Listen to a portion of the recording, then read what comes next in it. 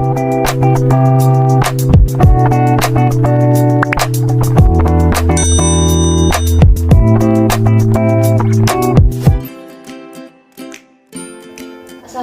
warahmatullahi wabarakatuh. Waalaikumsalam warahmatullahi wabarakatuh. Selamat pagi Mbak. Sebelumnya perkenalkan, saya Karina Karamita, mahasiswa Fakultas Keperawatan Universitas Jember. Dan di sini saya tujuannya untuk membantu mengatasi masalah yang dirasakan. Sebelumnya, apakah benar ini dengan Mbak Tasya? Iya, benar. Oh ya Mbak Tasya, bagaimana Mbak perasaannya hari ini? Alhamdulillah baik, tapi saya sedikit merasa nyeri pada perut. Oh begitu nih Mbak. Jadi tadi malam tidurnya bagaimana Mbak? Nyenyak atau tidak? Kurang minyak. Oh begitu. Jadi begini ya Mbak, berdasarkan masalah yang Mbak alami gitu, saya di sini akan membantu untuk mengatasi masalah tersebut. Nah, untuk waktunya mungkin sekitar 10 menit dan tepatnya di sini. Apakah Mbak Tasya setuju? Iya, setuju. Baik Mbak. Tadi kan Mbak merasakan nyeri. Masalah yang dirasakan Mbak itu nyeri ya. Di sini saya akan membantu untuk menjelaskan terlebih dahulu tentang apa itu dysmenorrhea begitu ya Mbak. Sebelumnya apakah Mbak Tasya sudah tahu apa itu dysmenorrhea? Belum. Nah, ini ya Mbak, saya jelaskan terlebih dahulu. Jadi dysmenorrhea itu merupakan nyeri perut yang berasal dari keram rahim yang terjadi selama haid sehingga dapat menimbulkan gangguan pekerjaan sehari-hari pada kegiatan Mbak Tasya begitu. Nah, rasa sakitnya itu biasanya menyerupai kejang Mbak, yang terasa di bagian perut bawah, bisa di pinggang atau bakal di punggung Mbak Tasya. Nah, biasanya itu dimulai 24 jam sebelum masa haid datang atau berlangsung selama 12 jam pertama dari masa haid yang dirasakan. Berikutnya untuk penyebab dan faktor resikonya, yang pertama ada faktor endokrin. Nah, faktor endokrin ini disebabkan karena endometrium dalam fase sekresi memproduksi prostaglandin F2-alfa yang menyebabkan kontraksi otot-otot polos sehingga akan mengakibatkan kontraksi yang berlebihan. Nah, yang kedua ada menarche usia dini. Yang ketiga, riwayat keluarga dengan keluhan dysmenorrhea. Yang keempat, ada indeks massa tubuh yang tidak normal. Yang kelima, kebiasaan memakan makanan cepat saji. Dan yang terakhir, ada gangguan perdarahan uterus saat haid.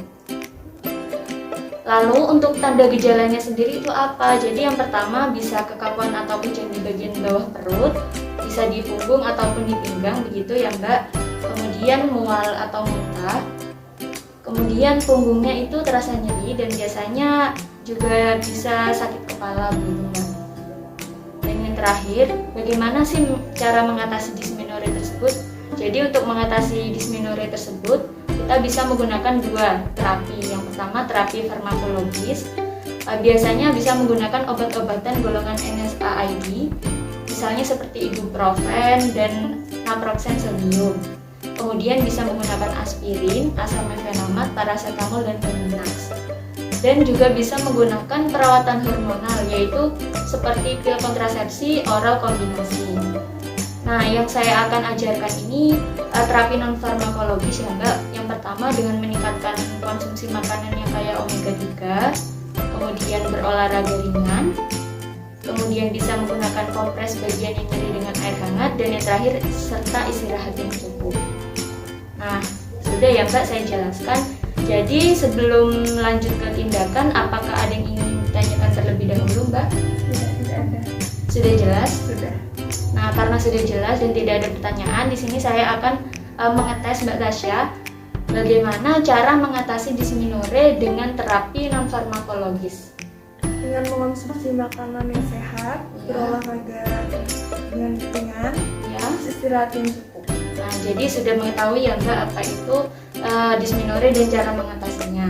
Selanjutnya di sini saya akan mengajarkan teknik reduksi manajemen nyeri begitu ya Mbak untuk mengatasi nyeri haid yang Mbak rasakan dengan cara senam dysmenorrhea yang tujuannya nanti menurunkan rasa nyeri yang Mbak rasakan. Apakah Mbak setuju?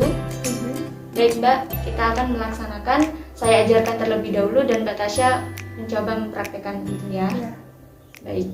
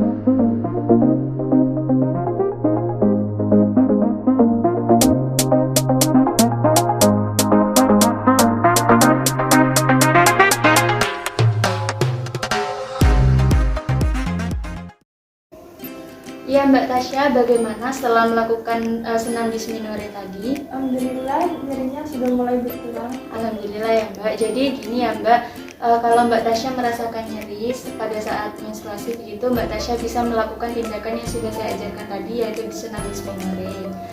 Nah, apakah sudah jelas Mbak? Apakah ada yang ingin ditanyakan lagi? Sudah cukup jelas. Ya Alhamdulillah. Terima kasih ya Mbak Tasya karena Mbak Tasya sudah mau kooperatif. Sekian dari saya, kurang lebihnya mohon maaf. Wassalamualaikum warahmatullahi wabarakatuh. Waalaikumsalam warahmatullahi wabarakatuh.